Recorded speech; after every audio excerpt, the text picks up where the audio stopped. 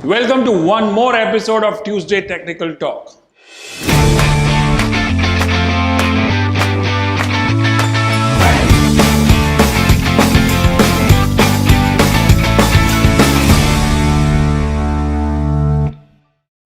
Today's topic is ADX, Average Directional Index. Again, it's one of my favorite indicators, second to RSI. Of course, RSI is my favorite, but ADX is also very important in our analysis and trading. And you must have seen some videos on ADX also on my channel, and there are some great videos on ADX, especially on the Hindi channel. We have a Hindi channel called Star Trader, so you can check out that as well. Now, this ADX is also incidentally developed by the same person as RSI, Wells Wilder, long time back, and we'll tell you the basics of it, and it will give you a good perspective about the trend strength. What's the word? Trend strength. So RSI gives you a perspective about the trend, which is a strong trend or a uptrend, downtrend, sideways, and ADX gives you the strength of the trend. So let's see what ADX is made up of. When you look at the ADX at the first time, it might look confusing. There are three lines to it, but let's decipher them and make it very, very simple. Right? So let's start with the ADX and DMI. Directional Moving Index and Average Directional Index. So ADX was developed by Wells Wilder, the same person who developed RSI. It has been derived by two indicators, the positive DMI and the negative DMI. Right? So positive DMI, when the market goes up, positive DMI goes up. When the market goes down, the negative DMI goes up. So like this. So I'll show you that picture. Now in a day, there can be only four outcomes. You can see that either market makes a new high, either market makes a new low, either market makes a new high as well as a new low, or the market does not make a new high or a new low. So when a market makes new high, the positive DMI will be added, the difference. It will react. The negative DMI will react. Here both will react, and here none of them will react.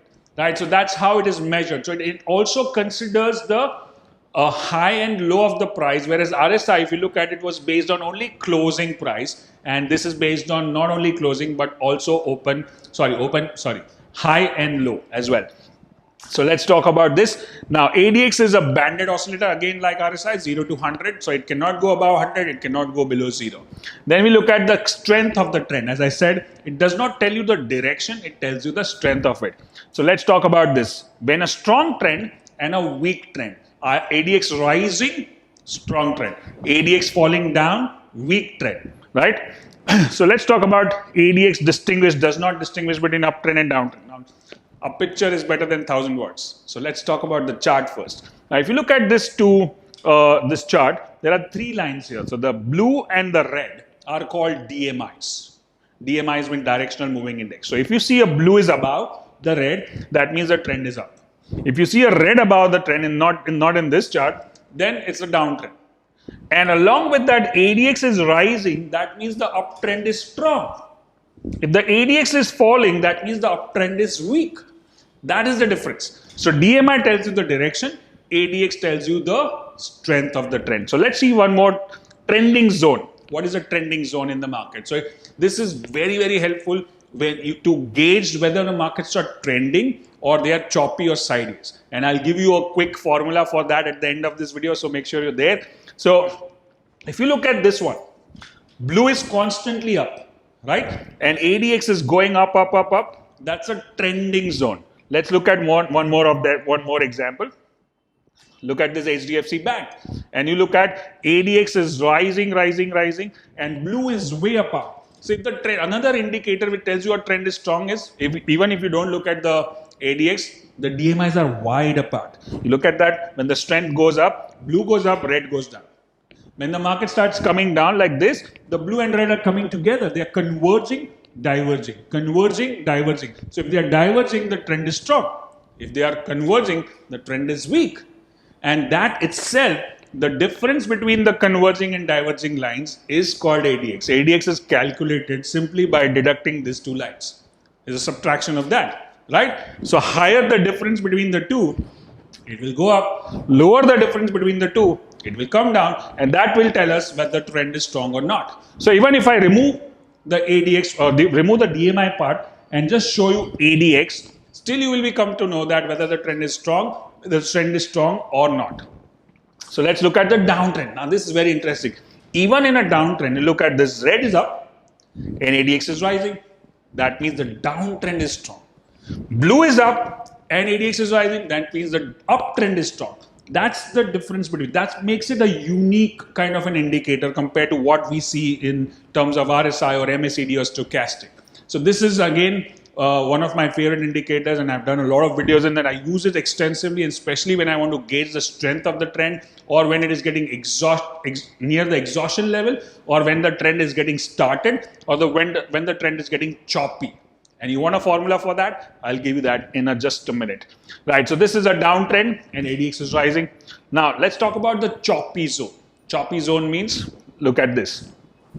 None of the lines are going diverging. Like here you can see that, but if you see this one, the RSI, same as RSI 4060, this is going crisscross, crisscross. And ADX value is also very low. That means no trend is there. What should you do in this kind of a market? Nothing. Or you can write options. And what you should do, other thing is, wait for the trend to diverge. Like wait for the trend to emerge from this. If you see here, they start going apart. And then the ADX starts going up, and that's the time you go short, because the red is up, short. If it was blue up, then long. Is that making sense? Are you learning something about it? I'm trying to make it as simple as possible. You just go to the toolbar, select ADX, default settings. You don't need to change anything here. The way it is designed, all are 14 days. Again, same Wells Wilder, 14-day RSI, 14-day ADX. Right? In RSI, we just changed that 40, 60 and all that. But here we don't need to change anything. Just the default setting of ADX is more than enough, and it will give you a lot of clue about the market. Let's talk about this choppy zone. Then one more choppy zone. Look at this. Can you make money from this? No. Except options writing, and it's a limited amount of money you can make. Right? One more choppy zone. And look at the ADX value is like below 20 level. So I'll come to the levels again. Now, choppy zone. Now, exhaustion, the third important part. First, the trending part.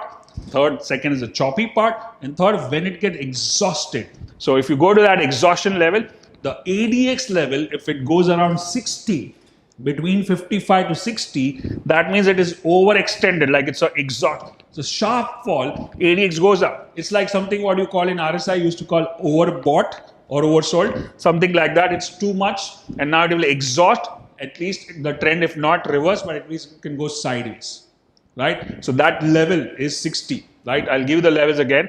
So this is exhaustion level. Look at this one. Strong downtrend. Now every trend comes to an end. Write down as a quote. Every trend comes to an end. So sometimes when we are in a strong bull market or a strong bear market, and sometimes we are making a lot of money, we think that it's going to the moon. No. Every trend will have an end. And how will we identify that? Using these tools. You may use RSI divergence, or you may use RSI range shift. You may use ADX exhaustion level to know whether the trend is getting over, so that you know your exit. Right? That is where most people lose money. They don't know the exit. Many people know the entry part. Everybody can enter the stock market. But if you don't exit at the right time, you lose all your profits. It's all paper profits, right? So that's exhaustion level around 60, 65. One more exhaustion level, if you see strong trend, exhaustion, and then comes down, I will exit my position. And then I'll take a fresh position, because now the red is coming up. So I'll take a short position. So we can go into detail of entry and exit, maybe in another part of ADX video, right? So let's talk about the zones. This is the most important part. Write down these things. If ADX level, these are not DMI levels, these are ADX levels, below 20 means choppy market, sideways market. What the examples we saw. The second one, 20 to 50, if it is rising, trending market. If it's falling, that the trend is getting weak. So between 20 to 50, if the ADX is rising, don't do anything, just hold on to your position. Just hold on to your position. As long as the ADX is rising, hold on to the position. No matter what people say, no matter what news you check, right? And the last one is above 50, it gets to the exhaustion, around 50, 55, it gets to the exhaustion level, and as soon as the ADX turns, you can exit your position and take a break, right? So take an exit from your position. I hope you're learning a lot from this particular episode of ADX Basics. And what did you learn? What did you like the best? What is that, an aha moment or a eureka moment for this particular indicator? Put that in the comment section. I would like to see your comments, like to reply your comments. And the more you comment, the more you like, the more episodes I come up with and teach you more about technical analysis.